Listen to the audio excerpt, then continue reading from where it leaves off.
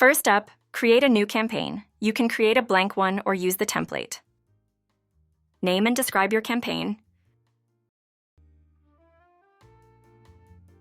Select channels. Click Next Step to add sources for your constituents. Select the system and entity. Click on Next Step to add the segmentation. You can create a new strategy or use saved segmentations. Let's use existing segmentation. On this page, you will see a list of your segmentations. Click on Select to continue.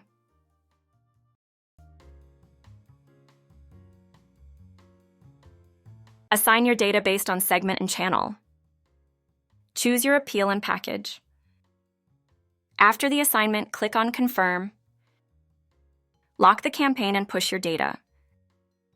Your constituent appeals are in Razor's Edge NXT, and you are ready for your next steps.